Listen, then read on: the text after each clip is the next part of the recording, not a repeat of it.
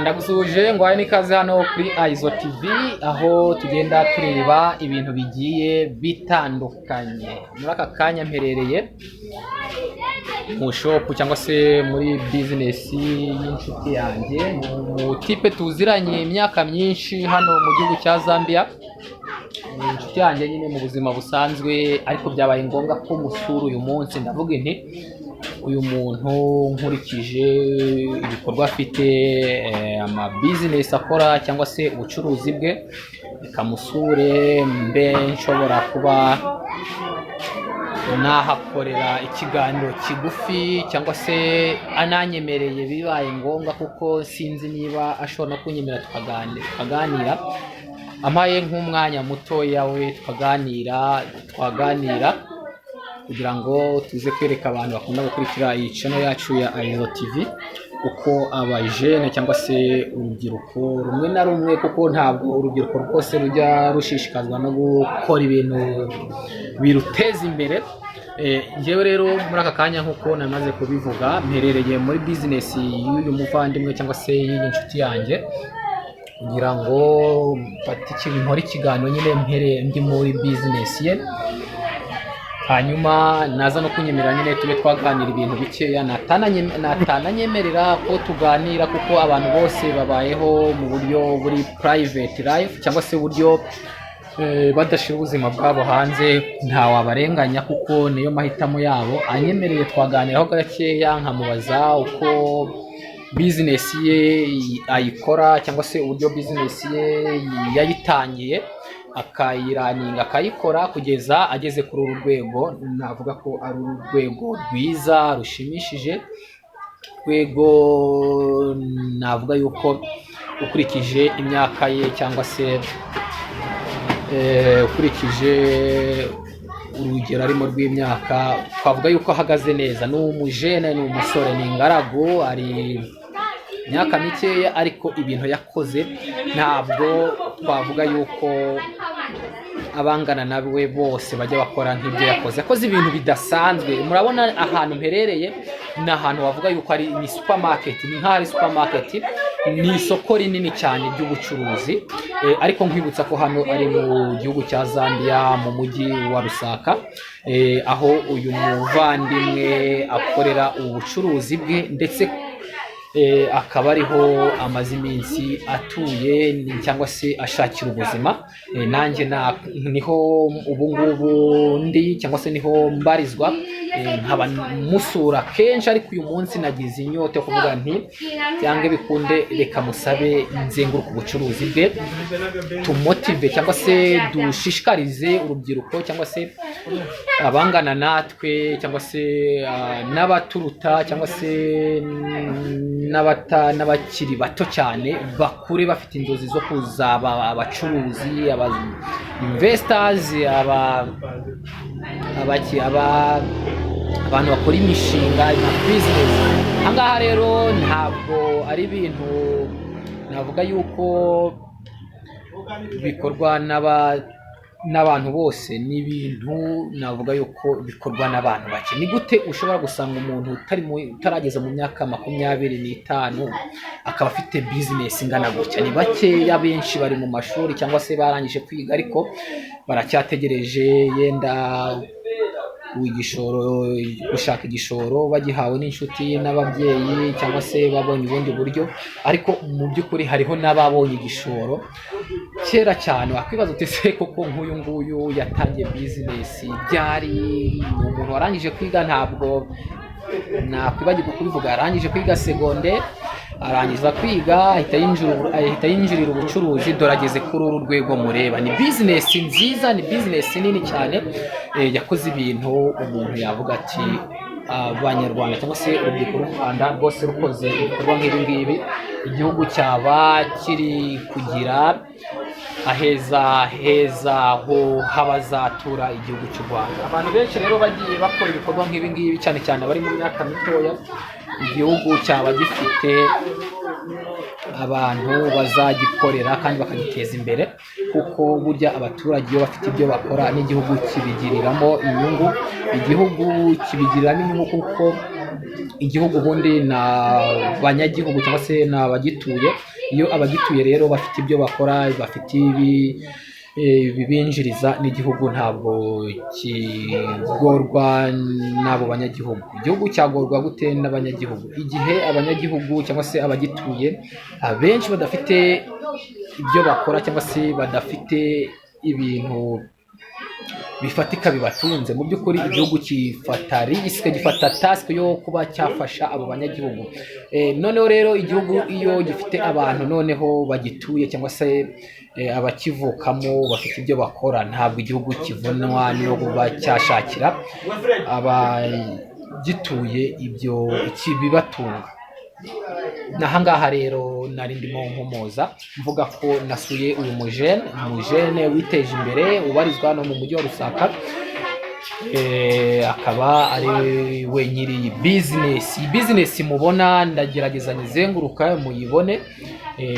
Hariho abashobora kwibaza bati ese mu by'ukuri wowe uri mu shopu ingana gutyo iyawe? Yoya, mbihakane hakiri kare, iyi si bizinesi yanjye, ntabwo ari bizinesi yanjye, niyo umuvandimwe wanyemereye kuba nafata ikiganiro ndi muri bizinesi ye kugira ngo motive abajene cyangwa se abandi bantu bagiye batandukanye bagenda binjira mu bintu bijyanye n'ubucuruzi. Ndatekereza ko iki kiganiro wakireba hari byinshi yakuramo, kuko hari ibintu byinshi yakunguka muri iki kiganiro, kuko urabona umuntu w'umujene wakoze ibintu bimeze gutya ku myaka itarenze 25, sinzi niba na 25 ashobora kuba yifite, akaba yarakoze ibikorwa bimeze gutya. Ni ibintu twavuga yuko ari byiza bikorwa na bake. Rero kumva ko umuntu yakoze ibikorwa bingana gutya na gutya, niho mpera mvuga yuko hagize ukurikira iki kiganiro akumva ukuntu umuntu uri munsi y'imyaka 25 yiteje imbere kugeza kuri uru rwego. Ndatekereza ko abenshi bashobora kuba motivated nawe, bashobora kuba motive cyangwa se bashobora kumwigiraho ibintu bigiye bitandukanye. Mwabibonye nyine nk'uko nakomeje kubibereka, nagezaho musaba uburenganzira bwo kuba namugaragaza muri screen cyangwa se muri video. Muramubona aho yicaye, nuriya mujene wicaye hariya, wicaye muri ntebe nziza hariya, niwe nyiri iyi bizinesi.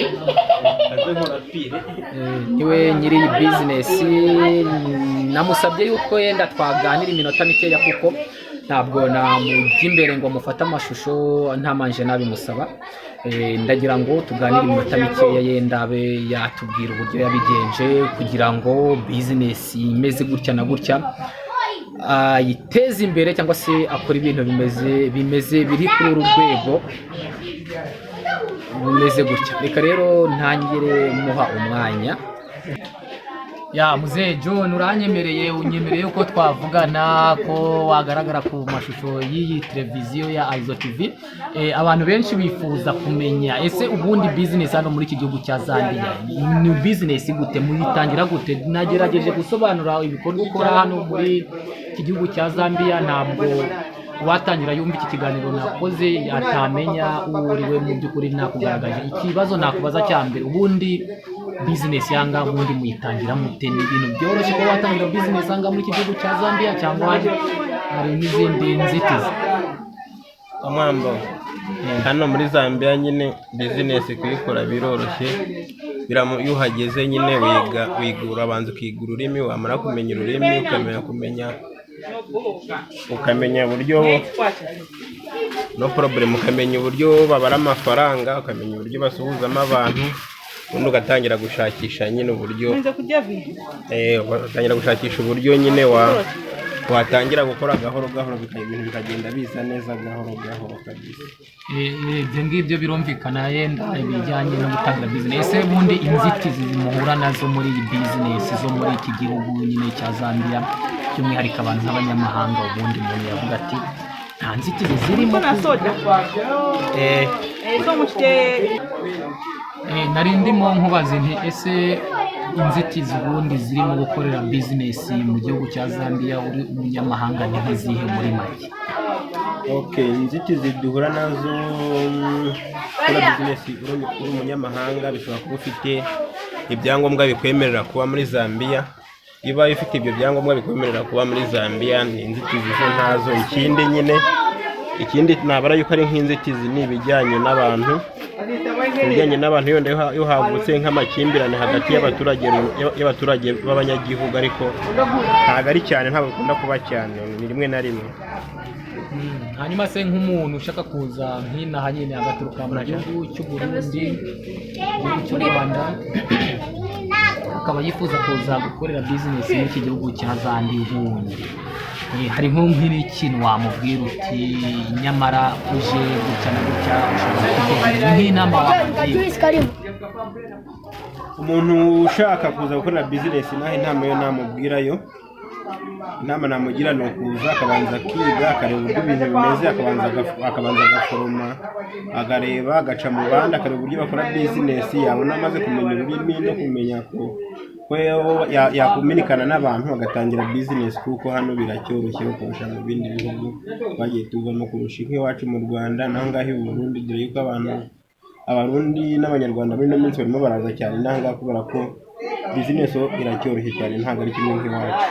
Bivuze ko bizinesi yoroshe, ariko aho ngaho niho mpita nibaza intese ubundi kijyanye n'umusoro, kuko iyo bizinesi yoroshe mu by'ukuri haba hariho no koroherezwa ku bijyanye n'imisoro, ikijyanye no korohereza abantu nyine bacuruza, kuko burya iyo umusoro uri hejuru abacuruzi usanga benshi baba batabaza bavuga bati nyamara imisoro iratubongamira, inyungu dukorera igendera mu misoro. Ubundi imisoro y'ahangaha ubundi wayivugaho iki ugereranyije no mu bihugu by'iwacu?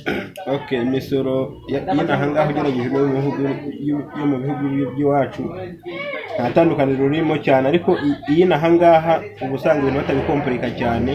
Nimba ari imisoro, nimba gusabye imisoro y'iningi ukayishyura biba birangiye, ntabwo ari kimwe nk'iwacu. Iwacu baracyabikontaho cyane, muri iwacu imisoro yacu y'iwacu iracyari hejuru cyane kurusha iy'inahangaha. Akaba aricyo gituma abantu benshi bava mu Burundi, bava mu Rwanda bakaza inahangaha mu gutangira bizinesi. Birumvikana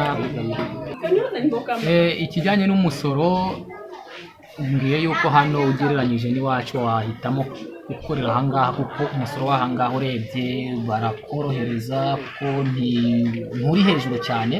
Iyo niyo profi yamwe, icyo kintu cya mbere abantu benshi bakurikira kijyanye na bizinesi. Ahubwo umuntu yakwibaza, ese ko hari amakuru avugwa yuko akenshi na kenshi hari ukuntu ngo habaho ubushamirane, ugasanga abanyamahanga barabongamiwe, ibintu byabo barabisenye cyangwa se barabitwitse. Urugero natanga nk'ibiri kuba muri Mozambique ku ama YouTube channels cyangwa se ibitangazamakuru bigiye bitandukanye bigiye kutwereka abantu bariyo ibintu byabo bisenywa, bitwikwa, cyangwa se abanyagihugu bo muri Mozambique babitwara. Ubundi kimwe no muri Malawi mu kwezi gushize cyangwa se amezi 3 ashize byabayeyo, ndetse no muri Zambia muri 2015 byabayeyo, kuko hari igihe abanyagihugu bo ba Zambia bigeze kwishora mu mashopu y'Abanyarwanda n'Abarundi, baratwara ibintu byabo barabitwika. Ubundi ibyo bintu biba hagati ya bene gihugu bo muri ibi bihugu n'abanyamahanga, by'umwihariko Rwanda n'u Burundi, biterwa n'iki? Okay, ibi bintu byo gusahura nyine ntabwo biba hano muri Zambia gusa, kuko yaba muri za Malawi, yaba muri za Mozambique no za South Africa hose birahaba. Hari igihe kigera nyine hakabaho nk'ibintu bimeze nk'intambara, abaturage basubiranyemo, cyangwa se habaye nk'amatora kubera ko hari ibintu batumvikanyeho, bakivanga mu bikorwa bitandukanye, yaba ari amashopu cyangwa se ibintu bya guverinoma nabyo bikagenderamo, ntabwo ari ukubona amashopu gusa. Rero iyo bigenze gutyo, abaturage abaturage hari igihe haba harimo abigometse kuri leta bagasahura abanyamahanga kugira ngo bereke guverinoma yabo ko barakaye, naho ubundi nta bintu bisanzwe byo gusahura biba hano muri Zambia bitaba n'ahandi no mu bindi bihugu. none ubwo ngubwo ibintu nk'ibyo ngibyo ntibibaca intege muri bizinesi? Niba uri gucuruza ukaba uzi ko hari igihe bashobora kuza bakagutwara ibyawe, ntabwo bibaca intege? Gucika intege ntabwo byabura, kuko bizinesi buriya ni ukunguka no guhomba. iyo bibaye biraba bikaba bikarangira ukongera ugatangira, cyangwa se bitanakwigeraho nyine ugakomeza ugapurushinga, naho ubundi ibyo ntabwo ari ibintu byaguca intege. No mu Rwanda hari igihe ukora bizinesi ugahomba ubundi ukunguka bitagendewe ngo uko bagusabe, cyangwa se ukaba wahura n'ibibazo shopu igashya, cyangwa se ugahura n'ibindi bihombo bitandukanye. Rero kuvuga ngo wacika intege kubera ibyo ngibyo, ahubwo urakora byaba ukihangana, bitaba kandi nabwo ukomeza ugakora cyane. Ubwo tukiri kuri icyo kibazo, ni ukuvuga yuko abanyamahanga by'umwihariko abanyarwanda n'abarundi n'abaturage bavuka muri ibi bihugu, umubano wanyu ntacyo utwaye, cyangwa se umubano mubanye neza muri make? nk'ubu ngubu umubano wacu nabo rwose ntacyo utwaye rwose, usanga dufashanya bisanzwe, dore yuko hari n'abantu bafite amafaranga bariguriye, ubu usanga bariyemeje gufasha abanyagihugu ba hano muri Zambia batishoboye, bakaba barakoze nk'ikintu kimeze nk'ikibina, bakajya bashyiramo amafaranga bakajyana muri leta yo gufasha abantu batishoboye. ngo ikijyanye no kuba utacika intege kubera yuko hari igihe kibaye, nubwo kitakunda kuba, ibintu byanyu cyangwa se by'abanyamahanga bikaba hari igihe nyine abantu bashobora kubyiraramo bakaba babisenya babitwika, icyo umbwiye ko kidaca intege mwebwe mukora bizinesi mu gihugu. Ariko impamvu nkikubajije nuko abantu benshi bakunda kuvuga bati ariko si ubundi kujya gucuruza hariya kubera iki bari abantu bakunda kwirundayo, n'ubundi biriya bibazo bikunda kubayo cyangwa se bakunda kwamburwa ibyabo? Njyewe icyo nashaka kugira ngo nkomerezeho kuri icyo kibazo nari nkubajije, nibazaga intese mu by'ukuri nta kintu mwasaba nka leta cyangwa se ubuyobozi bw'iki gihugu ku buryo bushobora kubafasha, nibura icyo gihe niba kibayeho igihugu gishobora kubafashamo cyangwa se kubatabara mu gihe bibaye. Habaho nk'icyifuzo wagira yenda nko kuri leta, yaba leta y'iki gihugu murimo cyangwa se leta y'igihugu dukomokamo, u Rwanda, u Burundi, yenda bakaba bashobora guhuza politiki, kumvikanisha abantu bahangaha abanyamahanga baba muri iki gihugu cyangwa se mu bindi bihugu, bakaba babumvikanisha n'abaturage baho ngaho. Icyo kintu cyo ntawe ucyumva ute? Biramutse bikozwe ntibyabashimisha? N'ubundi mu bisanzwe imyigaragambyo ba leta ntabwo iba yabigizemo uruhare, kuko niyo bibaye tugereranyije nk'ibyo bavuga byabaye muri 2015, leta yagerageje kubihoshya birarangira. Nanone kandi urebye guverinoma zacu, yaba iy'u Rwanda, yaba iya Zambia, yaba iy'u Burundi, bagerageza gushyira hamwe kugira ngo barebe umuti w'ibibazo abantu bahora bibaza, byo kuvuga yuko wenda ushobora kuba habaye nk'ibyo bintu abanyamahanga bakabangamirwa, cyangwa se abanyamahanga wenda nimba babangamira abazambiya. Mu minsi yashize guverinoma zarateranye, ikibazo bakigaho, ntabwo bari bakibonera umuti, wenda ari igihe umuti uzaboneka ibintu bikagenda neza. Ndagushimiye cyane kuri uyu mwanya, njye nari nzi ko utari buze kunyemerera kugaragara kuri aya mashusho cyangwa se ko dukorana ikiganiro, kuko abenshi bakunda kwihisha ibyuma, bakunda kwanga yuko bigaragara ku mbuga nkoranyambaga. Ndagushimiye, njye nari nzi ko utampa uyu mwanya. Nta kibazo, turi kumwe, uzagaruke. Mwabibonye rero, nari ndi kuvugana na nyiri iyi bizinesi mpagazemo, ni umujene, mwamubonye, ni umuntu wakoze ibikorwa na bake, imyaka ye cyangwa se uko angana yakoze ibikorwa na bake, akaba ariyo mpamvu ituma nanjye nkunda kumwiyegereza nkamugira inshuti, kuko mu by'ukuri burya burya kubana n'umuntu ufite inama yakugira ntako bisa cyangwa se ufite icyerekezo ni byiza cyane. Uyu muhungu cyangwa se nyiri iyi bizinesi ni umuntu uwo ari we wese yafatiraho urugero cyangwa se yakwigiraho ibintu byinshi. Iyi ni bizinesi ye, maze iminsi ngerageza kuganira nawe, narabimusabye, naramwandikiye, naramuhamagaye, naramusabye ko twaganira. Uyu munsi rero iki kiganiro kirabaye, ariko nubwo kibaye natekereza ko hari n'ibindi bizaba. Iki kiganiro kinyereka ko hari n'ibindi bizaba biruta ibi ngibi, kuko nibyo nifuza. Intego yanjye ni ukugenda nshishikariza urubyiruko cyane cyane rwo mu bihugu byacu, u Rwanda, u Burundi, abandi bashobora kumva ururimi nkoresha, uburyo ushobora kujya mu kindi gihugu, haba Uganda, haba Tanzania, haba Burundi, haba Amerika, haba Australia, haba hariho hose, igihugu cyose wajyamo ukaba ushobora kumenya uburyo ushobora kuba muri ibyo bihugu, ugashaka ubuzima, ugashaka life, ugashaka amafaranga, ugashaka imitungo, hanyuma wamara kuricakira cyangwa se wamara kuyabona ugahita ugaruka iwacu. Ukaba iwacu mvuga ni mu bihugu dukomokamo, u Rwanda cyangwa se u Burundi, ukaba ushobora kugaruka ukaba wagira igikorwa ukora mu gihugu cyawe. Ndabaha urugero abantu bagiye bakora ibikorwa by'intashikirwa mu gihugu cyacu, ntabwo ndavuga amazina, ariko abantu bagiye bakora amazina akomeye, abantu bakoze ama business ku buryo usanga umuntu afite uruganda cyangwa se afite company yahaye abakozi abantu benshi. Abantu nk'abo rero ni abantu tugomba kwigiraho, cyane cyane urubyiruko. Niyo mpamvu ngewe nyura hirya no hino, nabona uburyo mvugana n'umuntu witeje imbere, yaba ariteje imbere muri business cyangwa se mu buhinzi, cyangwa se hari ikindi kintu yakoze, nkaba nifuza ko naganira nawe nkabinyuza kuri iyi channel. Iyi channel ikintu igamije ni ukwereka abanyarwanda, cyane cyane abajene bari mu gihugu cy'u Rwanda, ko ushobora kujya mu kindi gihugu ugashaka ubuzima. Wamara gushaka ubuzima, amafaranga yamara kuboneka, ugasubiza amaso inyuma cyangwa se ugasubira inyuma mu gihugu cyacu, ukaba wahakora igikorwa cyangwa se wakora ibintu bishobora kugirira igihugu akamaro, ugaha akazi abanyarwanda cyangwa se abarundi, nubwo baba batari abarundi gusa cyangwa se n'isi yose, hanyuma ukawufashije bene wanyu. Ibyo ngibyo rero niyo ntego nyamukuru y'iyi channel. Iyo mubona ngenda ntanga amakuru yo mu bindi bihugu, mu by'ukuri purpose cyangwa se intego nyamukuru ni ukwereka umuntu wese uburyo ashobora kuva mu gihugu cye akinjira ikindi gihugu agashaka ubuzima, yamara kubona amafaranga agasubira mu gihugu cye agakora ikintu gishobora gufasha bene wabo cyangwa se bishobora gufasha igihugu cye kubakura mu bukene cyangwa se kubateza imbere.